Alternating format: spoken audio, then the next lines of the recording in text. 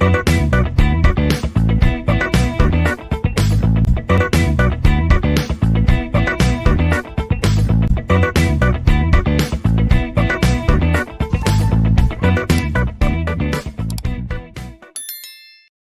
all, welcome to the next session on computer graphics and visualization. In this video session, we will be discussing about the OpenGL illumination functions followed by the color models. Let us start by understanding the different OpenGL illumination functions.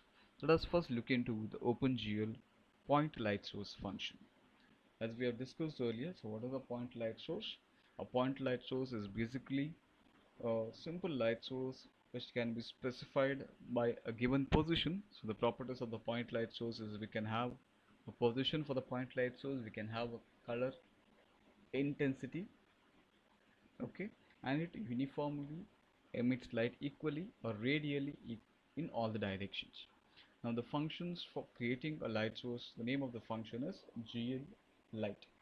Okay, this is the name of the function. In order to create light source, it accepts a suffix either I or F depending upon the data type that we want to use here. Remember, this GL light function accepts three parameters. Now what are these three parameters? The first parameter is the name of the light source, the light source name. Second is the light property, and the third value or the third parameter that this GL light function accepts is the property value. Okay, remember, so in order to create a light source, we need to use a function called as GL light. It accepts either I or F as a suffix here. Now it accepts three parameters. What are these three parameters? The light name, the light property, and the property value. Let us see what are the values we can assign for the light name. So light name can have the values out of these 8 values, starting from GL light 0 to GL light 7. It can have up to 8 OpenGL symbolic constants. Okay, we can have up to 8 different names for the light sources, starting from GL light 0 to GL underscore light 7. So these are the values we can assign to the light name. What about the light property? Light property parameter must be assigned one of the OpenGL symbolic constants. Maybe if you want to specify the light position, the light property will be position. If you want to specify the color, again which color do we need to specify, whether it is the ambient color, whether it is the diffuse color, whether it is the specular color. So all these things we can specify as the light property. And thirdly, the property value. Suppose we have specified the property as a position. So what are the values for the position? The values of x, comma y and z coordinates. That will be the property value, which will be stored in the array, and we can refer the array value here. Similarly, if you have specified the color light intensity value, again we know the light intensity is represented as RGB. We can store these RGB values in an array and use the array name as the property value. So remember, so the function in OpenGL to create a light source is, the name of the function is GL light. It accepts either I or F as the suffix. It accepts three parameters: the light name, the light property, and the light property value. So light name can have any of these names starting from GL light 0 until GL underscore light 7. It can have any of these 8 names. When it comes to light properties, it specifies the properties of the light source. So whether it is a point light source, if it is a point light source, how do we specify the position? If you need to specify the position, the light property will be changed to position. If it is the color, again the color of we can specify as the color of the ambient light, whether it is the color of the diffuse light or that of the specular light, that can be specified as a property. And the values, if it is a position, the value for the position, the coordinates. If it is a color, the value for the RGB intensities will be the property values. Now remember, if you want to turn on the light, for that we have a command called as GL enable light name. Whatever light name we are specifying here, let us say I've used a light name called as GL underscore light 0. If I want to turn on that particular light source, I need to use the OpenGL command GL enable GL underscore light 0. This is the format GL enable GL enable light name. So this command will turn on the light. Okay, it basically turns on the light source. Also, if we want to activate the OpenGL lighting routines, for that we need to again call this GL enable function but this time the parameter should be GL underscore lighting. This will activate the OpenGL lighting routines. Now let us see how can we specify the different properties for a given light source. Let us first consider specifying the position for a given light source. Okay, so specifying an OpenGL light source position and the type. Now we have an OpenGL symbolic constant GL position that specifies the light source position. Now this symbolic constant is used to set two light source properties at the same time. So we can use this GL underscore position symbolic constant to set two light source properties at the same time. So what are these two light source properties? That is the light source position and the light source type. So these are the two things we can specify. For example, let us look at this example here. So I've called the GL light function GL light v, GL light fv, because we are referring to a vector or array as a parameter. So GL light fv, the name of the light source that I've used is GL underscore light 1. Okay, comma, the light property.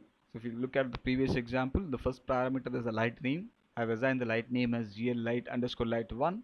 The second parameter is the light property. In this case, we are specifying the position as a property. The symbolic constant I'll be used for the light property is GL underscore position. That indicates for the light source GL light 1, we need to specify the position. So that is the light source light property. The third parameter as per our previous discussion was a property value. Let us assign a property value. So we are storing the position value in an array called as light1 position type, and this will be the x, y, z values. Okay, the x value, the y value, and the z value, the coordinate values. Okay, so these three things along with one more parameter, which may be the alpha value. So we are going to store it in an array called as light1 position type. Okay, this basically contains the xyz value and one more parameter, maybe the alpha value. So GL light fv, we specify the name of the light source as GL underscore light 1. We specify the light property, that is GL underscore position, and the property value by referring it to an array. Since we're referring it to an array, we use the vector symbol, that is v. V stands for vector since we're referring it to an array. Which array are we referring to? Light 1 position type, which contains the position for the light source 2, 0, 3. Okay, so that will be assigned as a position for the light source GL light 1. If you want to turn on that particular light source, as discussed earlier, we need to use a function GL enable and name of the light source, which is GL light 1. Similarly, we can assign one more position to one more light source. Same function again, GL light fe. We are changing the light source name to GL underscore light 2. We are retaining the same light property, that is GL underscore position, and we are referring one more array to specify some other position for the second light source GL light 2. The name of the array is GL light 2 position. The position is 0, 1, 0, and we need to enable this GL light 2 as well in order to turn on that particular light source. Remember, whenever you are specifying GL position, it indicates it's a point light source. That is what is mentioned here. GL position symbolic constant is used to set two light source properties at the same time, that is the light source position and the light source type. We have specified the position here. What is the type of light source? It is a point light source. So it also mentions that the light source that we are dealing with here is a point light source.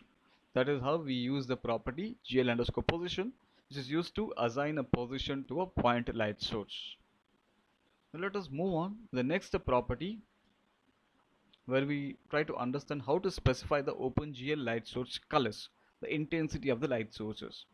So unlike an actual light source, an OpenGL light has three different color properties. The symbolic color property constants are GL underscore ambient, GL underscore diffuse, and GL underscore specular. While we discuss the Phong light model or the Phong model or Phong illumination model or the Phong shading model, we have discussed the ambient, diffuse, and specular reflections, right? So in order to specify the colors for these three components, we have three color property constants in OpenGL, that is GL underscore ambient, and GL underscore diffuse, and GL underscore specular. Now let us look at one example and try to understand how can we use these three different color property constants. Okay, let us have one array for representing the black color. So here these three value represents the R, G and B. So this is the red component R, then we have the green component represented by G, and we have one more component represented by blue. So these are the RGB values, and the last one is the alpha value, maybe for transparency, right? So we are setting one array called as black color, setting the RGB value to 0, 0, 0, 1, and we have one more array which is used to represent the white color, where we are setting the RGB values to 1, 1, 1. As we know, white color, we are setting all the intensities to 1. Red, green and blue, all these three intensities will be setting to 1 for white color. In case of black color, all this intensity will be set to 0. Now let us try to apply these colors to a particular light source by using this color property constants. Let us understand the first line here. When we are calling the function GLLightFV, we are specifying the name of the light source. The name of the light source that I've specified here is GLLight3, GL underscore light 3, which is the name of the light source. For that light source, set the ambient light color as, that is what we mean here. So GL underscore ambient, set the ambient light color as black. That is what we mean by, or that is how we understand this particular statement here. For a light source whose name is GL underscore light 3, set the ambient color of light as black color. What is this black color? Name of the array. Don't get confused here. So black color is basically the name of the array. Since we are referring the array name here, we have used the suffix v. Whenever we are referring to an array, we need to use that suffix v. You also have used it while specifying the colors as well. So GL color FV, GL vertex FV and so on. Now second line here, so again the similar OpenGL function we are using GL light FV. For this light source whose name is GL light 3, set the diffuse color. How do you specify that? GL underscore diffuse as white color. White color is again an array. Okay. Similarly, GL light FE for light source GL light 3, set the specular component of light as white color. Again, we are referring to this particular array. This is how we can specify the color for a light source in OpenGL by using the three color property constants. So GL underscore ambient, GL underscore diffuse, and GL underscore specular. Now let us try to understand the radial intensity attenuation coefficients. While discussing the different types of light sources, we discussed radial intensity attenuation. So what do we meant by this attenuation? Attenuation is basically the degradation in the intensity of the light as we are moving far away from the light sources. As the distance between the light source and a given surface increases, the intensity will be degrading. There will be less and less intensity of the light will be falling on a given surface. There will be a degradation of the intensity as the distance between the object and the surface, object and the light source increases. Now for specifying the radial intensity attenuation coefficients, we have three OpenGL radial attenuation coefficient values. Okay, we can assign the radial attenuation intensity or radial attenuation coefficient values for an OpenGL light source, something like this. Again, GL light F for a light source whose name is GL light 6, we can specify the constant attenuation value to 1.5. We can assign the linear attenuation value to 0.75, and we can assign the quadratic attenuation value to 0.4. This is how we can assign the different values for the radial attenuation coefficients by specifying these OpenGL symbolic constants for the different types of attenuation for a particular light source, and this will be the property value. In this case, the light source name will be the same, but the light property value will be the symbolic constants representing the attenuation constants or the attenuation values, and third parameters will be the actual values for these attenuations that we are going to assign. So that is how we specify the radial intensity attenuation coefficients. Taking into account, you need to remember these three property names which are used to specify the radial attenuation coefficients. So if you want to have constant attenuation, if you want to assign the value of 1.5 to it, this is how we do it. Again, we will be using the same function GL light F, name of the light source, name of the property and value of the property. Here the property that we are going to set is a constant attenuation. We are going to assign the value of 1.5. The second line, name of the light source is light 6. Light properties, we are going to assign the linear attenuation value to the property value is 0.75. Similarly, third case, the name of the light source is GL underscore light 6. The property that we are going to set is quadratic attenuation, and the value that we are going to set is 0.4. So this is how we specify the radial intensity attenuation coefficients for a given light source. Similarly, there are three OpenGL property constants for the directional cutoff. If you remember, we had discussed different types of light sources. We started with a point light source, then we discussed the infinite distant light source, then we discussed directional light source or the spotlight source, and we also discussed the extended light sources. So when we were discussing about the spotlights, so we discussed that a directional light source, the properties are its direction, its intensity, its position, as well as the angular limit. And when we were discussing about the directional light sources, we discussed something called as the angular limit or the cone of light. So any object beyond this cone of light will not be visible. Not only that, we also discussed one attenuation exponent there, right? That is one thing. We also discussed type of attenuation called as the radial attenuation. Okay, we discussed one type of attenuation where the object which were placed in the center of the circle there, center of near the center axis of the that particular cone was brightly illuminated when compared to the objects that were away from the center of that particular center axis of that particular cone. To specify all these things, we have a bunch of OpenGL property constants. So let us declare one array called as direction vector. Name of the array is direction vector. It is in the direction of x-axis. Hence, it is x-axis is assigned a value of 1. So this basically represents x, y, z. Okay. So then we are calling the same function GLLightFV. We are specifying to which light source do we want to set this property. So we are taking into account the light source name is GL underscore light 3. To this light source, assign the property that is spot direction along the x-axis. This is what we mean. Okay. So whenever you are talking about direction light sources, it is having a direction, right? So what is the direction? We assign a direction to a direction light source using a property called as GL underscore spot underscore direction, and the direction vector will be along the one of the three axes, either along x-axis, y-axis, or z-axis. In this example, the direction is along the positive x-axis. That is the first statement here. And the second function GLLightF. So this function, we are specifying the cutoff for angular attenuation or the angular limit.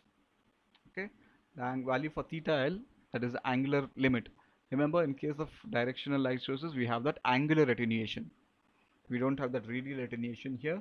We talk about the angular attenuation whenever we are talking about or whenever we are discussing about the directional light sources.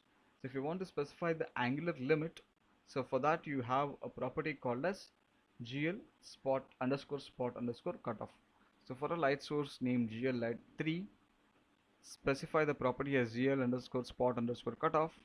The value of theta L will be 30 degrees. Okay, the angular limit you can specify it using the property called as GL underscore spot underscore cutoff. Similarly, while calculating the angular attenuation, you can specify the value for the attenuation exponent using the property name called as GL underscore spot underscore exponent. For a light source whose name is GL light 3, the property is GL underscore spot underscore exponent, which represents the angular attenuation exponent, which is used while calculating the angular attenuation. So we can assign the value for this angular attenuation exponent to 2.5. So this is how we use the different OpenGL light properties for the directional light source or the spotlights. So that is about the OpenGL illumination functions. Now let us move on to the color models. Now, any method for explaining the properties or behavior of color within some particular context is called as a color model. If you want to define a particular color, if you want to specify the properties or the behavior of a color within some particular context, we call it as a color model. Any method that is used for explaining the properties of a color within some particular context, we call it as a color model. Now, before proceeding further, let us try to understand what you mean by the primary colors. The hues that we choose for the sources are called as the primary colors, and the color gamut for the model is a set of all colors that we can produce from the primary colors. The basic shades that we have, we call them as the primary colors, and the possible shades of colors that we can generate from these primary colors is what we call as the color gamut. Now, two primaries that produce white are referred to as complementary colors. So there are generally complementary colors. So if you mix these two colors, the result will be white. Such two colors are called as the complementary colors. Okay, there are, for example, red and cyan. These are the two colors. If you mix them together, you may end up with white color. The examples they have given us here. So if you combine red and cyan color, you will end up with white color. Similarly, if you mix green and magenta color, you'll end up with white. If you mix blue and yellow color, again the result will be a white color. So red and cyan are complementary to each other. Similarly, green color and magenta, they are complementary to each other. Same is the case with the blue and yellow, which are again complementary to each other. So what do you mean by complementary colors? The primary colors, if you're mixing them together and if you get white color, that indicates these two primaries are the complementary of each other. So red is primary complementary to cyan, green is complementary to magenta, and blue is complementary to yellow. Now let us see what do you mean by intuitive color models or intuitive color concepts. Now how does an artist create different shades using a bunch of primary colors? An artist creates a color by color painting by mixing color pigments with white and black pigments to form various shades, tints, and tones in a given scene. So artist may not is not having infinite shades of colors. He'll be having very limited shades of colors. So by mixing the different pigments, white and black pigments to the different shades or to the different colors, the artist forms various shades, tints, and tones in a given scene. Now starting with a pigment for a pure color, we call it as a pure hue.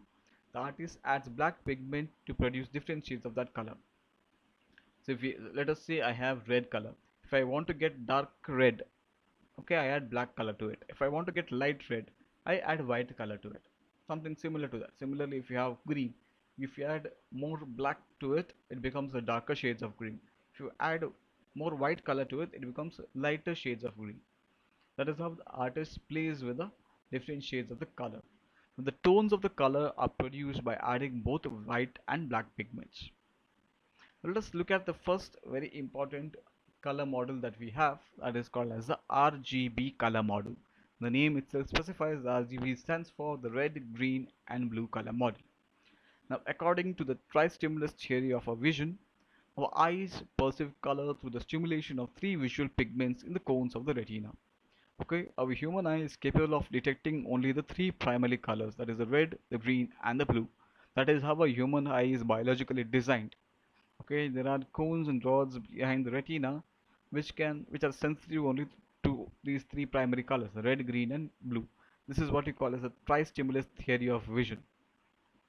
Okay, so according to the tri-stimulus theory of vision, our eyes perceive color through the stimulation of three visual pigments in the cones of the retina.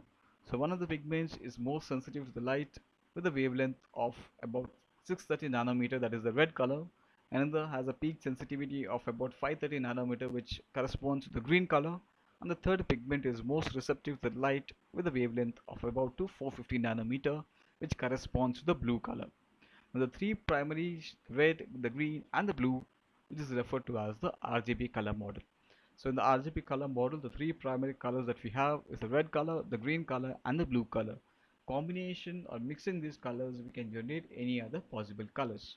Now this is called as the color cube for the RGB color model. We just try to draw this cube roughly here. Okay. Now if we consider this RGB color model, you have a cube which is drawn taking into account the three axes. What are these three axes? So one axis represents the red color. We have the axis representing the red color R. Okay, we have one more axis which is representing the green color G, and we have one more axis representing the blue color, so we have the blue. Now the origin of this particular coordinate system is 0 0 0, so we know it whenever all the components of RGB is equal to 0, it results in the black color. That is at the origin of this particular coordinate system. where the three axes are represented by the red, green and blue color. 0, 0, 0 represents the black color. Now if you have one value along this particular red axis, okay, how do you represent this point? It is represented as 1, 0, 0. So this particular point gives us a red color. Okay, so the intensity is specified as 1, 0, 0. Similarly, the coordinate 0, 1, 0. So that will be somewhere over here along the green axis. That is going to give us a green color. So the intensity for green color, how do you specify it? Even in our program, we specified as 0, 1, 0, which is going to give us a green color. Similarly, the value 0, 0, 1, which will lie somewhere over here on this particular blue axis, is going to give us a blue color, which is represented by 0, 0, 1. So origin, you have the black color. So 1 unit along the red axis, that is 1, 0, 0, will give us the red color. So 1 unit along the green axis is going to give us the green color, which is represented by 0, 1, 0, and 1 unit along the blue axis, which is represented by 0, 0, 1, will give us the blue color. Now let us look into some interesting concept. What happens if we mix these colors, the primary colors? So if we mix red with green color, we are going to get the intensity as 1, 1, 0, and the resultant color will be the yellow color. You can try it out while you are practicing the programmings. If you mix red, 1 unit of red with 1 unit of green, the resulting color will be 1, 1, 0, which can be plotted here in this particular axis and this particular coordinate system, which is represented by the value 1, 1, 0. Okay. Similarly, if we mix the color, the red and the blue, the color that we are going to obtain is the magenta, which is basically a combination of red color with blue color. The symbolic representation of the RGB values for magenta is 1, 0, 1. Similarly, if we mix blue and green, the resultant color will be cyan, and its representation is RGB representation is 0, 1, 1. So remember, just by taking into three primary colors, the red, green and blue, we obtain the black color. Combining red and green, so when none of the intensities are set to 1, you will end up with black colors. When all the intensities are set to 1 here, 1, 1, 1, resultant color will be a white color. You can observe this is diagonally opposite to the origin. So origin is 0, 0, diagonally opposite to it, that is 1, 1, 1. When all the intensities of the primary red, green and blue are set to 1, the resultant is a white color. So when the primary red color is mixed with the primary green color, the result is yellow. When the primary green is mixed with primary blue, the resultant color is cyan. When the primary red color is mixed with primary blue color, the resulting color is magenta. So just by taking into account the three primary colors, red, green and blue, we generated cyan, yellow, magenta, black and white colors. We generated 5 more colors. So this cube that is formed by connecting these different vertex positions in this coordinate system, we call it as a color cube for the RGB model, where the three primary axis represents the red, green and blue colors, the origin represents the black color, and the diagonally opposite vertex represents the white color, and the vertices of the cube that are lying on the axis represents the red, green and blue color, and the vertices that are lying on the red green plane represents the yellow color, the vertex that is lying on the green blue plane represents the cyan color, and the vertex that is lying on the blue red plane represents the magenta color. So this is the color model that uses the red, green and blue color as the primary colors, hence the name the RGB color model. Each color point within the unit cube can be represented as a weighted vector sum of the primary colors using the unit vectors the red, green and blue. Right? So we can obtain any color by combining the components of red, green and blue, where these parameters are assigned the values from 0 to 1. So that is about the RGB color model. Similar to that, we have a complementary color model with respect to the RGB model. We call it as the CMY color model. RGB color model is called as the additive color model, whereas the CMY color model is called as a subtractive color model. As the name suggests, CMY stands for three complementary colors. C stands for cyan, M stands for magenta, and the Y stands for the yellow color. Just like what we discussed in the RGB color model, here we have one more color cube where instead of RGB as the primary axis or the primary values, we have cyan, magenta, and yellow as the primary colors. Let us see.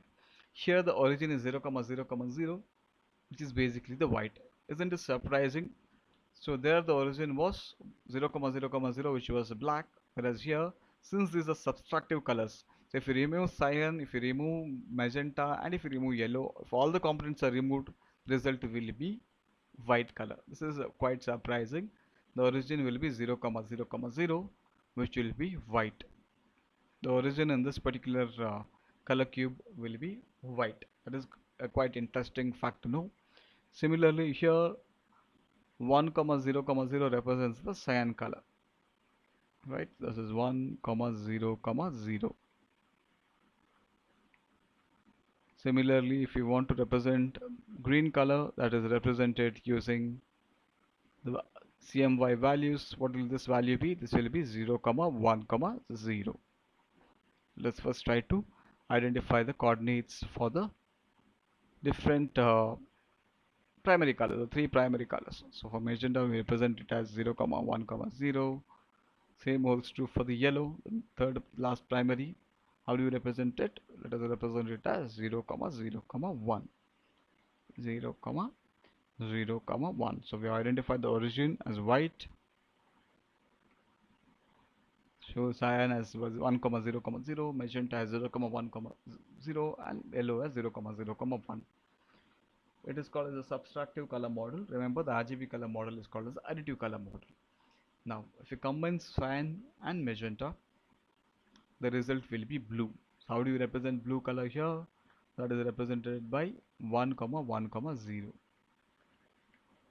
Similarly, if you combine the colors magenta and yellow, the resultant color will be the red color. So how is the red color represented here? It is represented as 0, 1, 1. Okay, same is the case. Similar is the case for the combination of green and blue color. If you combine, the yellow and the cyan color, if you combine the cyan and the green yellow primaries here, the resultant color will be green. How do we represent the green color here? It is represented by 1, 0, 1, right? 1, 0, 1.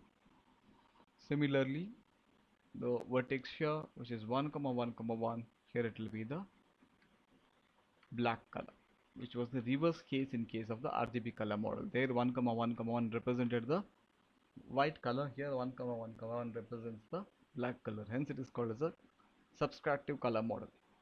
There 0, 0, 0 was the black. Here it represents the white color. Similarly, you have the representation for the cyan, magenta and yellow for the primary colors. Combination of cyan and magenta will give us the blue color. Combination of yellow and magenta will give us the red, and the combination of yellow and cyan will give us the green color. So that is about the CMY color model. So in this particular video session, we discussed the different OpenGL illumination functions. So what are the functions we discussed? We discussed the function GLLightFV, which accepts three parameters, that is the light name, the light property, and the property value. The light name can be of any of out of these 8 OpenGL symbolic constants, starting from GL underscore light 0 to GL underscore light 7.